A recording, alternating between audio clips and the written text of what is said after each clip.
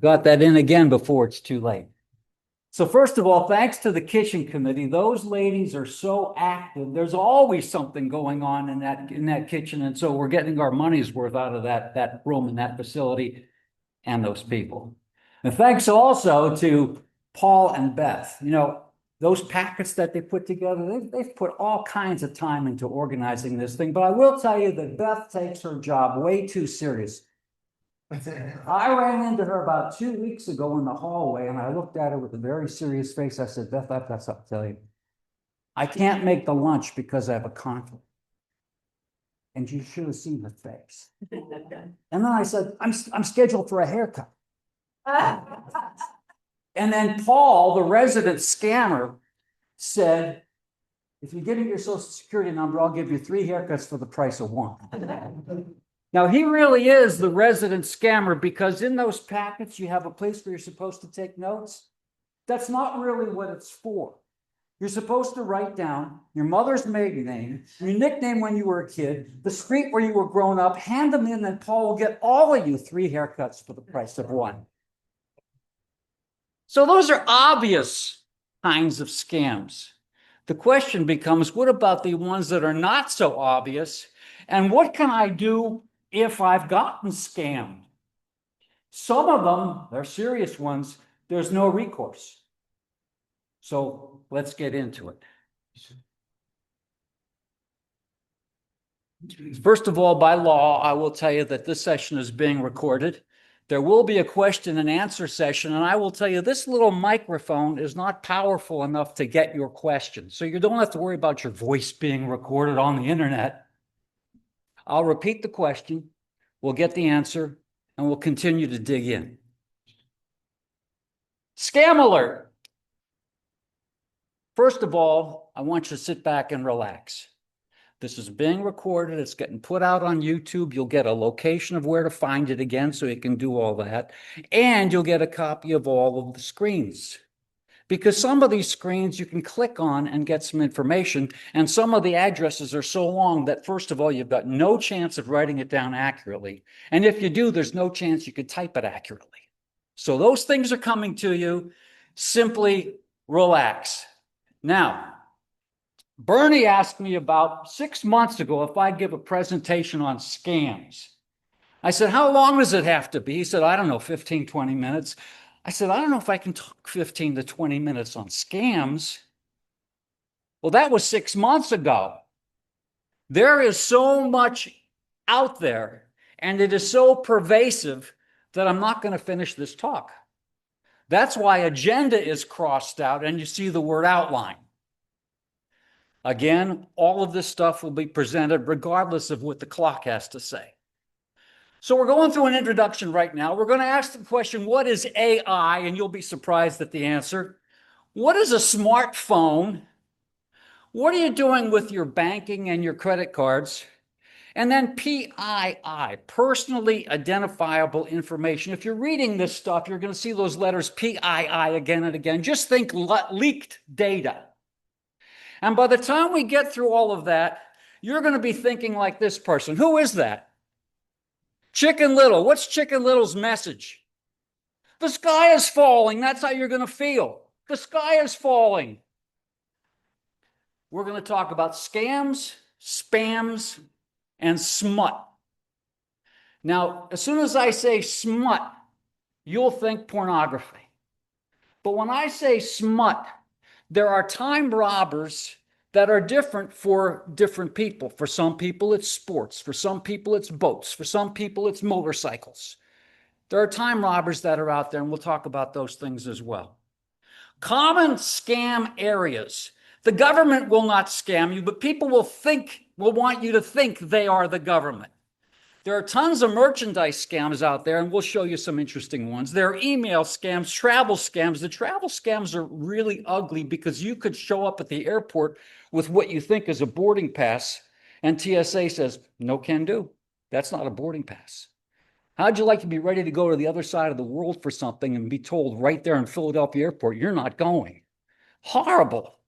There are investment scams, and now tech Scams. I will tell you that I've worked for 27 years for one of the largest technology companies, Oracle, and have a huge tech support staff. They never do anything proactive.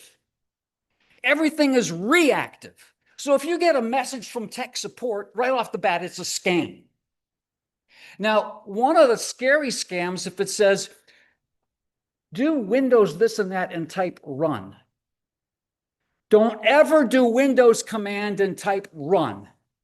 I've had a computer since the 80s, and I can count on one hand the times I've typed run, and that's with a guy from tech support on the other side trying to help me fix the problem. So don't ever do that. And by the time we're done with all those things, your head will be spinning. And that's probably the time where we're going to break for questions and answers. And if I'm going faster than I think I'm going to be going, we're going to do some deep dives. What is a VPN, virtual private network? What about public charging stations? What's a public charging station? Again, you go to the airport and there's a wall socket. And then there's this little thing, it's a USB, a universal serial port. Don't ever plug into that one because they could be stealing stuff off your data. If you need your phone charged, plug into the 110 volts. Now, again, I'm a geek. My phone has a battery in the case. So I never charge outside. We'll talk about incognito versus incognito. Your voice is you, and your car has ears. And then we're going to do some etiquette if we have time. If not, you can read the different bullets. Phone, text, and email. There's one text etiquette that I totally disagree with. If you're texting somebody and you ask them a question, the etiquette says give grace and give them some time because they might not be checking their phone. I disagree with that. If I'm sending David a question, I'm going to at least expect for the next 90 seconds that I might get an answer. Don't ask the question, put your phone away and check about 3 hours later, which is what the etiquette is trying to tell you to do. Phone etiquette. My wife's grandmother was famous for making a phone call, doing what she had to do and just hang up. No goodbye, no nothing. I learned something interesting on email etiquette, and this is not in that list of things. I would have occasion to, carbon copy some vice president or something, and invariable, I'd get one message back, thank you.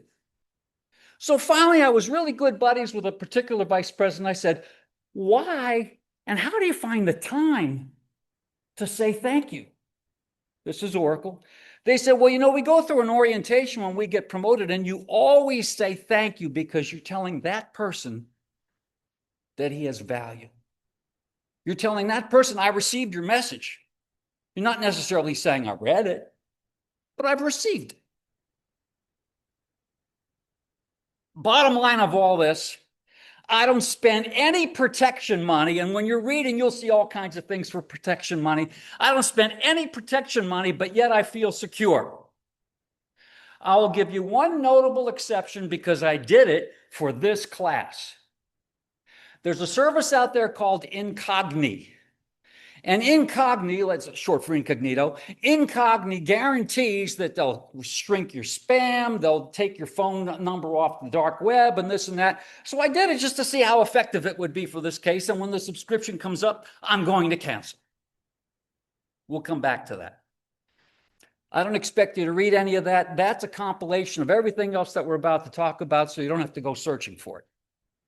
Now, on this screen will be 77% of the entire presentation. Of course, 95% of all statistics are made up. Do you have a smartphone? Don't use public Wi-Fi. I check my bank accounts, I buy something, I do this. Don't do it on public Wi-Fi. It wasn't too long ago we all did our banking at home. Why don't you just do your banking at home?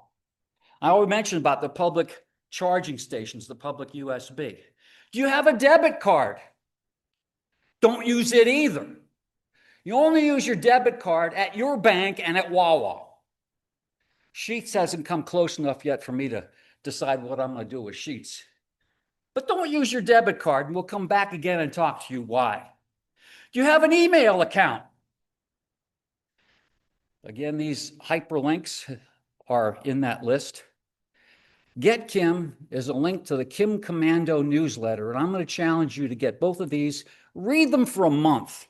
And then if you don't like them, cancel it, because what's going to happen is this. Scams keep growing and changing, and these two websites keep you abreast of those things. Do you have any common sense? Use it. If it sounds too good to be true, it probably is. Okay, use your common sense. How big is the scam industry? Is that a big number? Per day. That translates into $10 trillion per year. Now, there's another source called the Global Anti-Scam Alliance, and they have it at 10% of that. Either one of those two is wrong. Either one, they're huge. You'll get that screen. The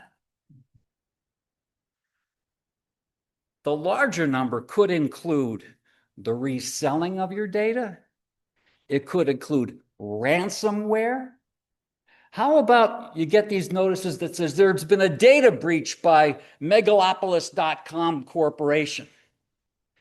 If that company really doesn't want you to know that they've had a data breach, they might try to buy some silence. And so that number gets bigger and bigger by the day. 2 days ago, I wish I kept the email. I got an offer where I can invest in this IPO, initial public offering, for a company that resells data. And I'm thinking that's a scam on scams. The oldest adults are the biggest targets. That's why we're here. And if you want to read an article that talks about those kinds of things, it'll tell you that the number of people being scammed is going down because of public awareness. But it also will tell you that the amount of money per scam is going up. But there's some other interesting stuff out there as well. What is AI? Artificial intelligence. Who does not have any of those? Anybody not use any of those? If your hand goes up, your buggy is double parked. But I will also tell you, if you're a user of the US mail, you fall into the same situation. And the truth of the matter is AI stands for all your information, because we're not the customer. We're the product. Somebody's going to sell you a thermostat for like next to nothing. Well, that's because they're picking up off that thermostat your voice, your location, your temperature, when you're in, when you're out. And if you read those teeny tiny things, that'll tell you how to opt out those things, but nobody has time for that. It's just like when you take down a new app, they say, click here that you've read the terms and conditions. Nobody reads those terms and conditions. We are the product and not the customer. So did you ever think Big Brother is watching you? Well, Big Brother is also listening to you, and we're going to talk about how deep that gets. Now, if you take artificial intelligence and your information and put them together, this can be very, very dangerous. Here's an example. Kidnapping with a clone voice, or family emergency with a clone voice. If somebody calls you up, God forbid, if somebody calls you up with that kind of an introduction, you say, give me a second, I've got to clear my voice. And dear God, give me the right answers. Nehemiah prayed in front of the king. The king asked him a question. Nehemiah prayed, and then he responded. What are you supposed to do in that amount of time when you've asked to clear your voice or whatever you asked for? You think about that voice on the other end. You think about questions only they know. Mother's maiden name doesn't count, okay? And you start asking those questions, and if you don't get an immediate correct result, hang up.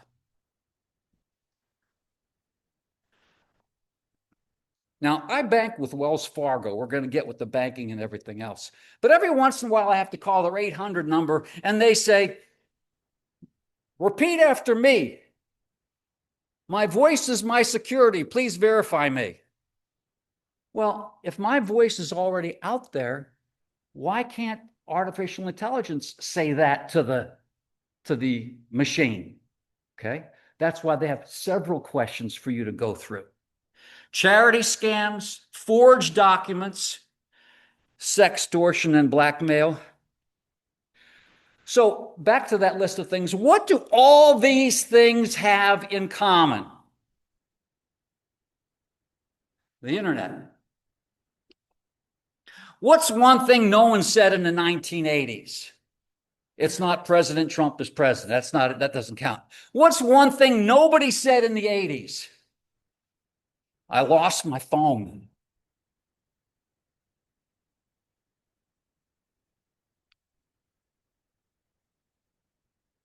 The thing on the top, how to find a friend's iPhone, that's a hyperlink, which means all that stuff underneath is underneath that. So if I went and I clicked on that, that's going to take and show you how to find a friend's phone. This is called a URL, or a uniform resource locator. Just think web address. And it's the same thing. If I click on that, I come up with the same result. So it's a little Wi-Fi, a little tech education. I forgot my phone. Now, this is a little over the top, but if you forget your phone, you forgot your photo album. You forgot your music collection. You forgot your maps. But you didn't forget just your photo album. You forgot pictures of everything. And you can shop for anything. You forgot the world's music. You forgot the maps and the directions. Is Kathy Raphael here? She's not here. She just sold Ben's car to my granddaughter, Gracie. And I opened the back door, and in that little pocket that back doors sometimes have is this big wad of antiques, gas station maps. You have forgotten your maps and directions, and you not only forgot to take that set of encyclopedia, you have left at home the world's knowledge. You've also forgotten your calendar, your alarm clock, your weather forecast, and your Rolodex. That's what we would call contacts, right? And you forgot your notepad. And that's not a computer. That's some piece of paper like what you have in your handouts. Don't leave home without it, right? They use that about a particular credit card, but that's pretty much how you feel if you left home without your phone. A little history. The IBM Simon was the first smartphone in 1992. It had all kinds of games and apps. It only had one problem. The battery only lasted for 1 hour. If it lasted longer, it wouldn't matter. Cell towers weren't too very good. My first cell phone was in 1985. It was a portable one. Cell phones were earlier than that, but I had a business of jumping in and out of rental cars. And so I would take this phone with me. It was pre-9/11, so I can go right through what wasn't even TSA. And I'd stick this magnet thing on top of the car and put in the cigarette lighter. They don't call it cigarette lighters anymore, 12-volt outlet. My phone bill was $1,200 a month. But I was making sales internationally, and it was terrible. You go through a dead cell phone system and you call a person back, you have a cell phone, how cool. So I was a sales god, right? If I did that today, I'd just be doing it to keep my job. My first PDA, I was a late adopter of these things, was 1996. PDA is Personal Digital Assistant. Think Palm Pilot, Sony Trio, and it had a calendar on it and it had contacts on it, but it wasn't connected to anything. I have a 1973 degree in computer science. Now, how valuable is that today? 95% of what I've learned is I've never had a chance to use, and 100% of what I've learned is now obsolete. But what I did take with me is my thesis. The cashless society 53 years ago. And at that time in Ohio, they tried to have a section of geography that was cashless. And it wasn't the technology that stopped them, it was the culture. So now, fast forward, we have kids that cannot make change for $1. We have things that are, if they're under $1, it's very unusual. When I was a kid, they had the 5 and dime. Now the Dollar Tree is selling for $1.25. My tech domain, this gets important, especially when we get to questions and answers. I'm a Microsoft Windows guy. I don't know anything about iPads or Macs or Chromebooks or anything like that. I use Gmail. I do not use Yahoo. I've gotten away from Outlook. I use Google Chrome, not Safari or Edge or Firefox. And I use an iPhone and not the Droid. I don't know anything about TikTok, Bitcoin, and I don't even own any stocks. Why don't I not even own any stocks? I'm 70 years old, 73 actually. And if the stock market took a dip, I don't think I have time to recover. So that's my own personal bent. My banking domain. I have a small balance savings account at Wells Fargo, and I've got a checking account that is always at zero. Then over in the Fulton Bank, I have a high yield savings account, and there's a large amount in there, but not large enough to make me happy, right? Somebody asked the elder Rockefeller, how much money does it take to make a man happy? And he said, just a little more. So this is how it works. As I get money in, pensions, Social Security, whatever, it goes into that savings account. Even though the interest is that tiny, I'm getting something. And then I spend out of the checking account. Now, I want you to take notice to the borders of those boxes, okay? The checking account has lots of holes in that border because it's open. I'm sending money out. The small savings balance has fewer holes because it's only me that it talks to. And the high yield saving, there's no holes in that one. Wells Fargo does not charge for overdrafts. So when my checking account is at zero, and it's zero every day, if there's money going out to pay the mortgage or to pay the utility bill, whatever it was, it just takes it from the savings account automatically. Now, on those rare occasions when there's more coming in than what's going out, what would be a rare occasion? You know, we all have breakdowns and things. And if I go through a series of months, few and far between, where nothing is breaking, I'm not buying anything, there's some amount of excess. I'll write a check to myself and I'll put it in the high yield savings account.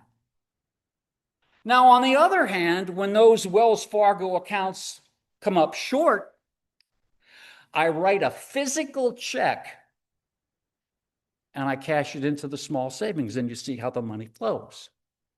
Now, I'm going to give you some actual scam examples. The first one's actually going to be a huge error, and see why this model works for me.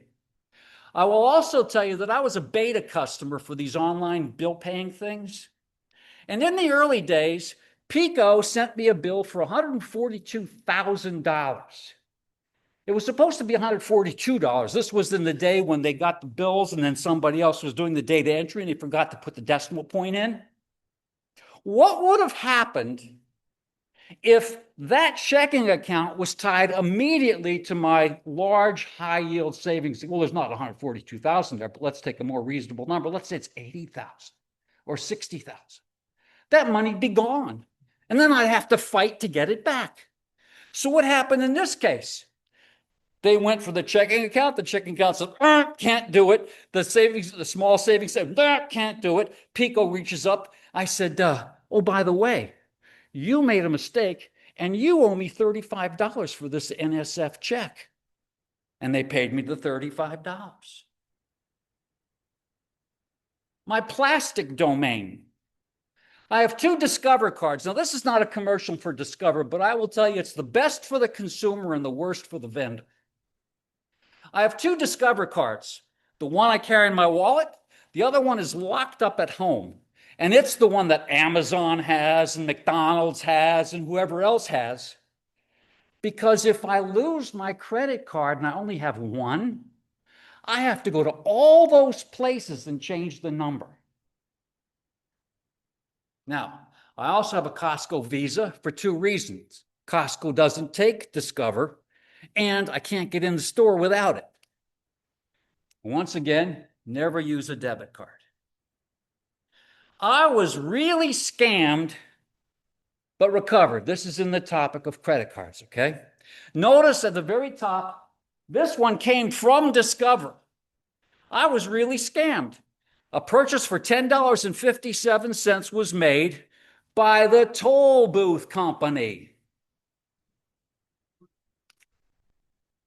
Now, I have alerts set up that every time a charge is made on my Discover card, I get a text message. They say, John, that would be burdensome. That means you're spending too much money. But I get that text message, and at the same time, I get a text message from Discover that says $10.57. I knew it was real. So I called Discover. Immediate reversal. And if they couldn't figure it out, it's only a $50 maximum on that credit card as opposed to them draining my savings account. They canceled that card that's in the wallet. They'll FedEx a replacement if you tell them, oh, I spent so much money on your card, I need one now. Otherwise, they'll put it in US mail, which is another opportunity for theft. My cyber card, my other card, is intact. It's not going to be tinkered with because this other card was compromised. Again, never use a debit card except at your bank in Wawa. Again, this is not a Discover commercial, but when LifeLock first came out, LifeLock was really trying to get into business, and they said, for $10, we'll protect your identity, and if it gets breached, we'll pay all the bills. Here's my $10. Well, the $10 very quickly became $300 some per year, and the limitation on the liability was $1 million. In the meantime, Discover comes back, and they give you some ideas that LifeLock was going to do for me. So I canceled LifeLock. Another actual scam. I bought a product using PayPal. Who here is a PayPal user? Okay. Is your PayPal tied to your checking account? I hope you're saying no. And I'll explain to you why. It's safe if it's tied to a credit card. PayPal automatically takes the $23 from Discover. Discover immediately sends an alert that $29 was charged. Now, if I didn't have that alert, when or if would I find that discrepancy? When the bill comes on US mail and I'm comparing this thing, and if you're saying $23 versus $29, you'll never find it. So I immediately found out that I'm being scammed for an extra $5. I say graciously refunded because the whole thing was a scam. The product took 5 weeks to deliver. They delivered the wrong product, which was worthless to me. The seller offered me $5 refund against the $23, and I could even keep the worthless product. I call Discover. Discover reaches out to PayPal. PayPal reaches out to the seller, and I get a full refund, and I get to keep the worthless product. If this were tied to your checking account, they're not going to fight for you. $23. Are you going to search out $23 when you're trying to reconcile all of your financial transactions for a given month? No. And again, Discover bears me out. I got an immediate alert at the POS point of sale, and there's always a $50 max liability as opposed to waiting till the statement comes. Personally identifiable information. Remember I said, think my data. Who here is an Amazon customer? Okay. This is what Amazon knows about you. They know your orders, your addresses, of course, because otherwise how did the product get to you? They know your search history. They know how long you have been looking at a given product. They know which ads you like and don't like. But this is also something that they know. They know everything you've ever said to Alexa And they can also know anything you've said within hearing range. So if you're sitting at dinner and you're saying, hey, only 4 more weeks before we're going to Aruba. Next thing you know, when you're logging onto the web or something, you get all these ads for hotels at Aruba or tropical clothing. It's because they're listening. There's an advertising giant, Publicis Group. They claim that for 91% of all adult internet users that they know, keep in mind that fraction, they know all that stuff. I put in red his and her medical issues, even though there's a HIPAA thing that's supposed to be protecting us. And they know more.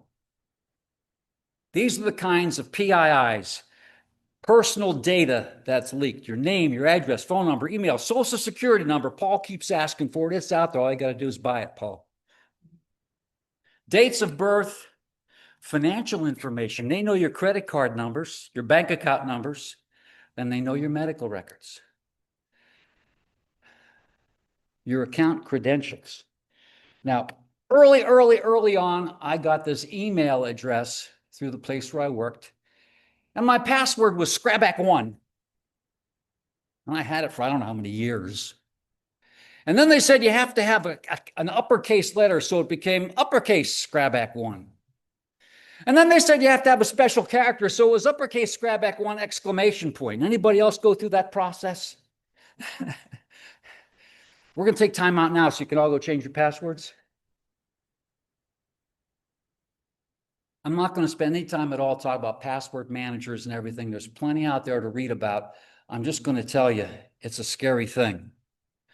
Other information, your fingerprints, your facial scans, on and on and on. And that's when, at this point, you're feeling like Chicken Little. The sky is falling. What are we going to do now? I get a head nod over here. Today's version, not Chicken Little. If we had the youth group in here, I'd say, who's Chicken Little? They'll look at me. Today's version is, oh my God. Oh my God, oh my God, oh my God. 2 Timothy says this, and I bring this up because I want to tell you, do not throw out your paper Bibles. Because the Bible is changing online. The biggest thing that they're trying to do is to make it unisex. Instead of man, they'll say person, et cetera, et cetera. They'll cross the line when they say to be an elder, you've got to be the spouse of one spouse, as opposed to the husband of one wife. Now, you've probably read that verse already while I'm talking up here, but I want you to notice that men shall be lovers of their own selves, covetous, boasters, proud. Does arrogant and abusive mean the same thing as blasphemers? The Greek word is blaspheme. Why don't you use the word blaspheme? And that's what's happening. You can't read a news article without seeing F asterisk asterisk. The language that's out there in what used to be, the King's English without the accent is gone. We live in perilous times. So, what am I going to do about it? I just put the scare into everybody, right? Do nothing. It is what it is. I'm not going to worry about it. Go Amish. Now, there's a hyperlink that says 50 ways to unplug. And I will tell you, there's some things there that I would never, ever do. I would never go out and buy an alarm clock because I can't strap it to my wrist. I have an alarm set for when I'm supposed to be done talking. I would never go back to keeping a paper calendar. I've been keeping a calendar on my PDA and now my phone for 30 years. What about flip phones? Anybody here still have a flip phone? You've all have one now, yes. Okay. A lot of people are going back to flip phones because they don't want all this other stuff. Well, the original flip phones, you could take the battery out. The new flip phones, you can't do that. Now, why is that? They want to know your location. The new flip phones aren't just as a phone number right now. They're adding features. Why are they adding features? Because they want your data. Use your common sense. Too soon old, too late smart. I will tell you, if I want to find something about my phone, I go ask one of my grandkids. How about two-way old, can't get smart? Now, here's Rosie. I hope you don't mind me telling this story. She doesn't know the story yet, so she doesn't know if she minds or not. Several years ago, she was keeping track of the people that wanted to come to the Onesimus banquet. Do you remember? And she said, John, how do I keep track of who's given me money and who hasn't given money and how much money in total? I said, just use Excel. I'm like, I thought, well, duh. She said, what's Excel? Okay. I went over to Rosie's house and she pulls out this steno pad. Who knows what a steno pad is? Okay. It's not a particular brand name for iPads. So I'm talking and showing, and every once I do eye contact to make sure she hasn't fallen asleep on me. And she's making all these squigglies. Now, once upon a time, my mother forced me to summer school, and there were 3 topics: typing and adding machines and shorthand. Well, I never did pick up on shorthand, but I knew what it was. You know, the smarter we get, the dumber we get. If I was trying to show that to somebody who didn't have the stenography background, wait a minute, let me turn on my recorder. And then, you can take the recorder and get it and transcribe it. But she did it much faster than that. And you know what? Based on way too old, can't get smart, she never had a follow-up question. She got it all. You know, I used to be really good at arithmetic. And then I bought a calculator. Instant stupid. I used to have all kinds of phone numbers in my head. And then I got contacts. I know my phone number, good thing. I know Jenny's phone number. And after that, I'm in deep trouble.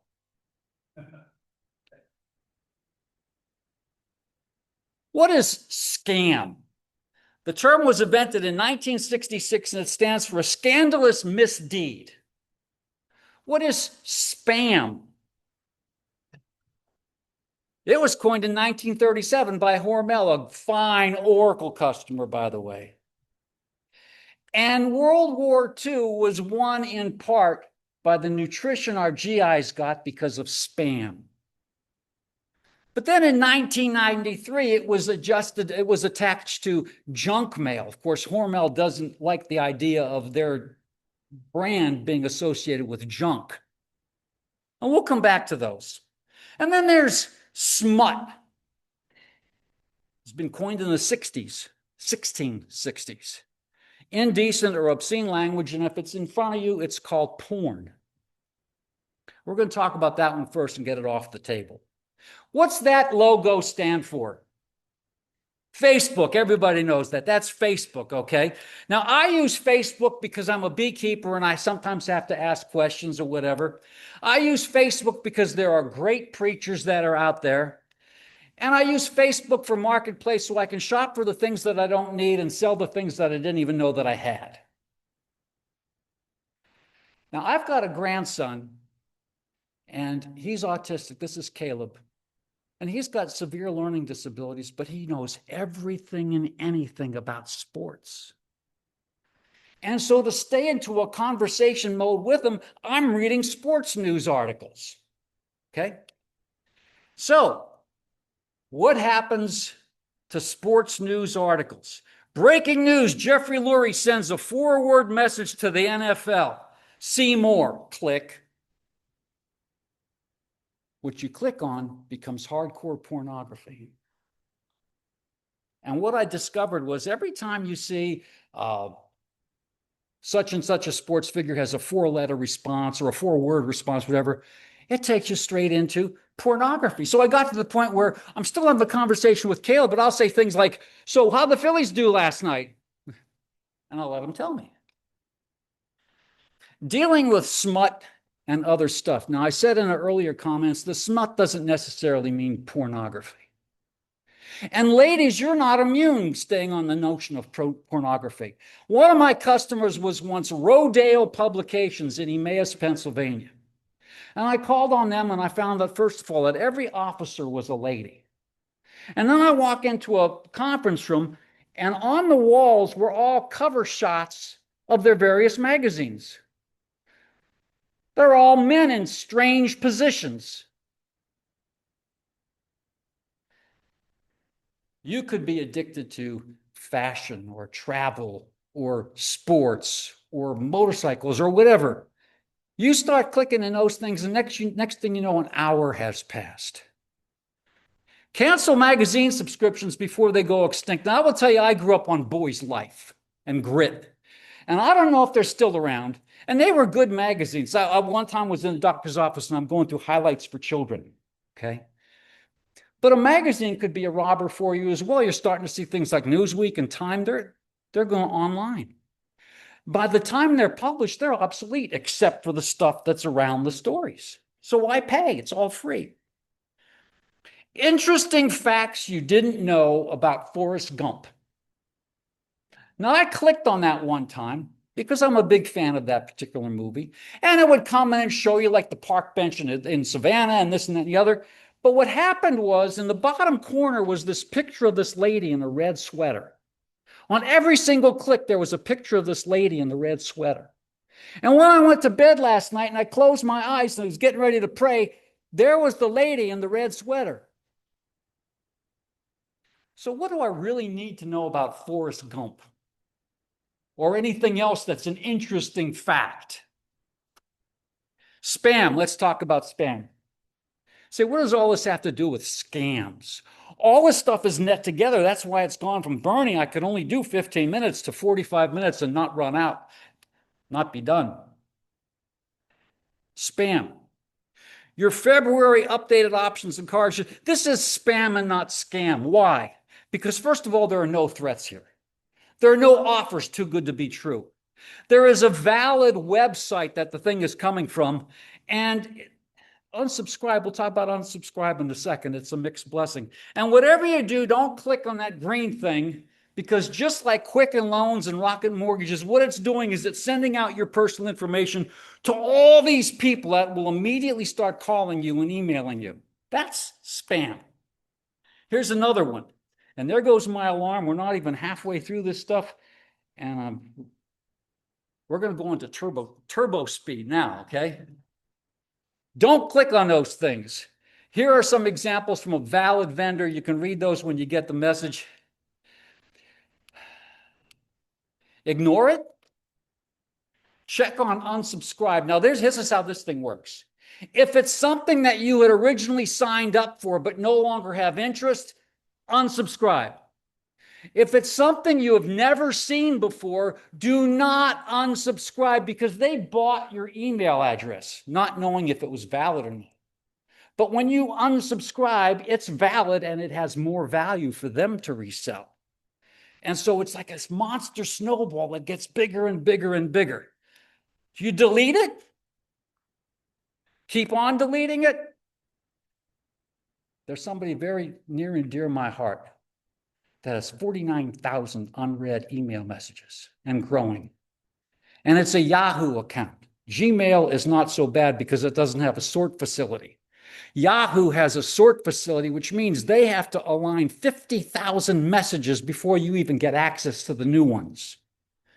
So get into deleting them, or at least set up your rules that when you see something from Joanne Fabrics or something, put it to spam. Joanne's bankrupt, by the way. You won't get anything from her.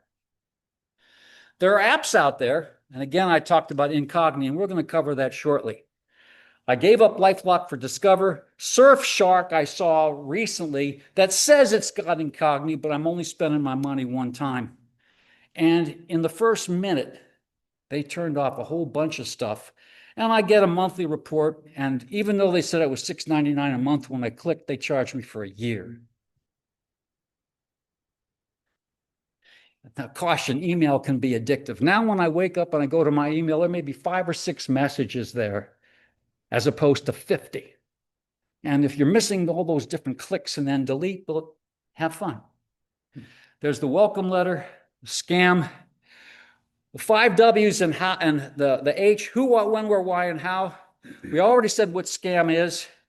Who, liars, cheaters, sneaker, and you are the target. When, all the time, where, everywhere, why? Because of money, identity, and pranks, and how things are changing every day. I'm going to go very fast because I want to honor the time, and you'll be getting these things. I'll stop here. Who here has gotten a toll message? Okay. I was standing in line in Dollar Tree, and the lady in front of me looks at her phone and says, "Oh my God, I don't even have a car."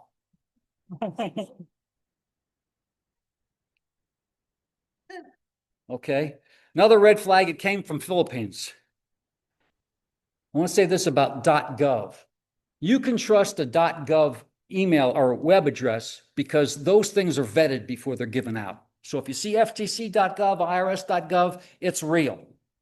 Now, don't expect IRS to do it. I'll tell about socialsecurity.gov, whatever the right letters are. The only thing I've ever gotten from them is go click on myssa.gov. Tells you to go to the right place. I'll stop here. Get a text message from the post office that says, "We do not have your street address." Duh. I get bills all the time. On the other hand, you can go out to USPS.com and sign up for an email that comes every morning that says, "These are the letters you're getting today." And if you have a long lane to get to your mailbox and you find out that it's just junk mail or it's nothing at all, you can get your exercise a different way. The rat barrel. That's a pretty cool piece of equipment. $69.99. You can't buy a wheelbarrow for that. So obviously it's a scam. And there's some truth that's really cool. And the cost was too low. The red flags were, first of all, Wayfair is a valid company, but look at the website, Wayfair shops. So I decided to go out and Google rat barrel. Turns out that it exists. It's manufactured in Australia, and it cost $5,500 in Australian money, which is $3,600 US. I'm not buying one, but $69, you got to be kidding me. I get scams about Harbor Freight. How did they know to send me something about Harbor Freight? Because when I buy something from Harbor Freight, I get an email receipt, and my emails are for sale. Notice it came from Gmail. It didn't come from Harbor Freight. Lowe's. Look at those addresses. Gmail.com. These are things that you got to watch for. Okay. It happens quickly. There's an ad from Tractor Supply Company for a dog kennel. $49. Now, I buy dog kennels used because I use them to build goat pens. And somebody will say, "I want $200 for this used thing." And I'll write to them, I'll say, "I don't want to offend you, but I'll offer you $75. If you have no takers, I'll come and dismantle it, take it home." $49.99. Now, what happened was, because I clicked on that just to see what was happening, they immediately start multiplying. That's because Facebook Marketplace is giving that stuff up immediately. Look at that website. It's not tsc.com. Talked about travel scams. Email scams, again, the Gmail is the dead giveaway. Look at that name. See the NG? That has to do with Southeast Asia. And what's happening somewhere between Laos and Cambodia is there is human trafficking where people are taking a person, making them prisoners, and making them work on a desk to try to scam people around the world. Look at how they spelled my name. Now, my name gets a lot of abuse, but not that bad. Purchase completed successful. Well, it's successfully. The English adverb has disappeared. What to do? Somebody says, "I want to go to WhatsApp." I'm going to quit on this one, and Art wants to have a couple of words. WhatsApp is like texting, except it doesn't use your phone number. You can make up any name you want. And so somebody sends you over to WhatsApp, just don't do it. I will draw your attention. those are the phony ones. We'll draw your attention to those two. Israel War Live. If you go to the Telegram app and you sign up for Israel War Live, you'll get messages like, we detected a missile coming in from Houthi. We've sounded off the alarm. The missile has been intercepted. If you go to Amir Safari, it's broader than that. It's the same Israeli message, but then this is heresy to our generation. I use my credit card as often as I can.